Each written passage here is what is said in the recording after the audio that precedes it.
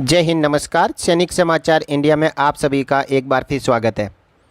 स्पर्श में जिन जिन का माइग्रेशन हो चुका है उनके लिए स्पर्श ने एक सुविधा जो कि अब तक प्रोवाइड नहीं की गई थी उसको प्रोवाइड कर दिया गया है। साथियों, भारतीय सेना में नौकरी करने के बाद सेकंड कैरियर के तौर पर यदि प्राइवेट सेक्टर यूनिट या स्टेट गवर्नमेंट या सेंट्रल गवर्नमेंट में दोबारा से उस पेंशनर्स की नौकरी यानी जॉब लग जाता है तो उसको अपने एम्प्लॉयर से एक सर्टिफिकेट पीसीडीए को भेजना होता है। अब तक ये सर्टिफिकेट बाय पोस्ट भेजा जा रहा था, लेकिन स्पर्श के आने के बाद ये सर्टिफिकेट अब स्पर्श के थ्रू अपडेट करना है। तो इसे बोलते हैं साथियों री एम्प्लॉयमेंट सर्टिफिकेट। ग्रुप ए के अफसर्स को री एम्प्लॉयमेंट के बाद जो डीआर होता है, डियरनेस रिलीफ होता है, वो नहीं मिलता है। और ग्रुप ए के अलावा बी सी डी जितने भी पोस्ट है central government, state government, private sector units की, उनमें री एम्प्लॉयमेंट के बाद में दोनों जगह से डीआर मिलता रहता है। यानी एक पेंशन के साथ मिलने वाला डीआर और दूसरा री एम्प्लॉयर द्वारा मिलने वाला डीआर। इसके लिए ज़रूरी है कि री एम्प्लॉयमेंट होते ही अपने री एम्प्लॉयर से एक सर्टिफिकेट लेके अब स्पर्श में अपडेट करना है। तो उसका तरीका मैं आपको बता देता हूँ कि आप जैसे ही स्पर्श में सबसे पहले लॉगिन करोगे तो आपके सामने फ़िल्टर के अंदर माई प्रोफाइल का ऑप्शन आपको दिखाई देगा। आप जब माई प्रोफाइल के ऊपर क्लिक करोगे तो उसके नीचे एक ऑप्शन प्रोवाइड किया गया है, मैं अभी आपको दिखाता हूँ। ये देखिए साथियों, एम्प्लॉयमेंट ओब्लिक री एम्प्लॉयमेंट, इसके ऊपर आपको क्लिक कर देना है। अब आपको सामने आपकी पूरी पर्सनल डिटेल दिखाई देगी और उसके नीचे आपको जो कंसेंट है री एम्प्लॉयमेंट का, जिसमें लिखा हुआ एम्प्लॉयड ओब्लिक री एम्प्लॉयड, नीचे लिखा हुआ है during PDV you have declared that you are not reemployed, do you want to change the status of employment. Sparsh में माइग्रेशन के बाद आपने पेंशन डाटा वेरिफिकेशन किया होगा या फिर आगे आने वाले समय में जिनका माइग्रेशन होगा वो अपना पेंशन डाटा वेरिफिकेशन करेंगे। पेंशन डाटा वेरिफिकेशन करने के समय यदि कोई एक्स सर्विसमैन री एम्प्लॉयड ऑलरेडी हो चुका है तो वहाँ पे यस टिक कर देता है, और उस समय यदि री एम्प्लॉयमेंट नहीं हो चुका है तो उनके लिए अब ये ऑप्शन अवेलेबल है, इसमें यस पे क्लिक करना है। तो यस पे क्लिक करने के बाद में एड एम्प्लॉयमेंट नीचे एक ऑप्शन आएगा, उसके ऊपर क्लिक कर देना है। एड एम्प्लॉयमेंट पे क्लिक करते ही सबसे पहले यहाँ पे ऑप्शन आपके पास में आएगा ऑर्गेनाइजेशन टाइप। इसके अंदर government company, government department, state government department, corporation, उसके बाद autonomous body oblique PSU, cooperative society जो central government, state government, UT और लोकल बॉडी की हो सकती है, जो भी एप्लीकेबल है उसको यहाँ पे टिक कर दें। और जिस ऑफिस में आप री एम्प्लॉय हुए हैं उसका नाम ऑफिस नेम में लिखें और डेट ऑफ री एम्प्लॉयमेंट को फ्रॉम डेट में लिखें, टू डेट में खाली छोड़ दें यदि आप अभी भी कंटिन्यू वहाँ पे जॉब कर रहे हैं। यदि आपने छोड़ दिया है तो आपको टू डेट भी डेट डालनी पड़ेगी। नेक्स्ट, पे स्केल इन री एम्प्लॉयमेंट पोजीशन, यानी री एम्प्लॉयमेंट के दौरान आपकी जो पे स्केल है जैसे कि 5,200 से 20,800 आपको यहाँ पे मेंशन करनी है।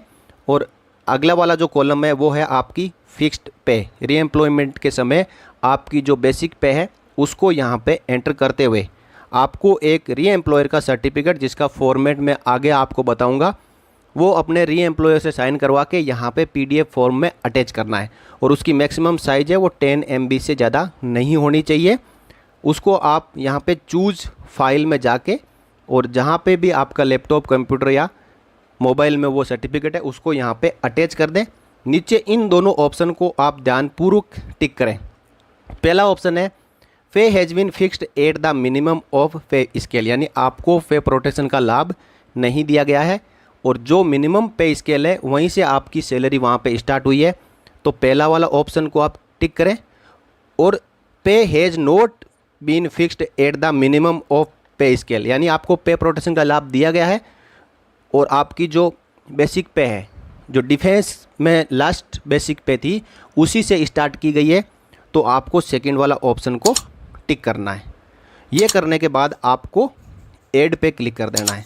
अब मैं आपको वो फॉर्म दिखाता हूँ जो रीएम्प्लॉयमेंट सर्टिफिकेट है, जो आपको रीएम्प्लॉयर से साइन करवाना है, उसको हम यहाँ पे समझ लेते हैं। Certificate to be submitted by reemployed pensioners for payment of dearness relief on pension. क्योंकि पेंशन के ऊपर भी आपको डियरनेस रिलीफ मिलता है, और जो रीएम्प्लॉयमेंट के बाद आपकी जो बेसिक पे यानी सैलरी होती है, उसके ऊपर भी डियरनेस रिलीफ मिलता है। 2 DA का अधिकार ग्रुप ए के अफसर्स को छोड़कर सभी को है। उसके लिए यानी दोनों DR आपको मिलते रहें, उसके लिए ये सर्टिफिकेट अपलोड करना जरूरी है। इसमें लिखा हुआ है कि the reemployed pensioner retired from a civil or military post in the central government and was holding a post not included in classified as group A or a post below the rank of commissioned officer in the armed forces. आप समझ गए होंगे कि ये group A officers का नहीं है, उसके बारे में पूछा जा रहा है, या है तो उसको आपने जो भी सुटेबल है उसको स्ट्राइक आउट कर देना है। The entire amount of pension sanctioned by the central government was ignored in fixation of the pay on re-employment. That is, no part of pension was taken into account in such fixation of pay in the pay scale of the post in which the central government /retiree officer was re-employed/absorbed. और finally इसमें कहा गया है कि the pay of the re-employed/absorbee was fixed at the minimum of pay scale of the post in which he had been initially re-employed after his retirement from the central government। यानी जो minimum पे scale है उसी में आपको salary री-एम्प्लॉयर द्वारा दी जा रही है। और फाइनली यहाँ पे आपको री-एम्प्लॉयमेंट यानी date of joining in state government या सेंट्रल गवर्नमेंट या PSU में जो भी डेट है, डेट ऑफ री-एम्प्लॉयमेंट, वो आपको यहाँ पे डालनी है और अपने री-एम्प्लॉयर डिपार्टमेंट से यहाँ पे साइन करवाना है। ये सर्टिफिकेट आपको इस पर्स में अपलोड कर देना है। उसको अपलोड आपको मैंने पहले बता दिया है कि सर्टिफिकेट ऑफ री-एम्प्लॉयर अटैचमेंट, यहाँ पे आप चूज़ फाइल करके उसको अटैच कर दें। अटैच करने के बाद में ऐड पे क्लिक कर दें और आगे जो इसका सबमिट का ऑप्शन आएगा वो फॉर्मेलिटी आप कंप्लीट करते हुए अपना री-एम्प्लॉयमेंट सर्टिफिकेट इस पर्स के साथ में जमा कर पाएंगे। तो साथियों, ये थी छोटी सी जानकारी। और जिनका reemployment state government, central government, PSU या ऑटोनोमस बॉडी में हो चुका है, उनको ये सर्टिफिकेट अपलोड करना बहुत ही ज़रूरी है। अभी तक ये ऑप्शन नहीं था, इसके ऊपर बार बार PCDA से और मिनिस्ट्री ऑफ डिफेंस से कहा जा रहा था, और फाइनली उन्होंने इस ऑप्शन को इस पर्स में अपडेट कर दिया है। तो इसका लाभ सभी उठाएं और अपने डॉक्यूमेंटेशन को सही रखें। इस वीडियो में इतना ही, मिलते हैं अगले वीडियो में एक और लेटेस्ट अपडेट के साथ। तब तक के लिए जय हिंद, जय भारत, वंदे मातरम।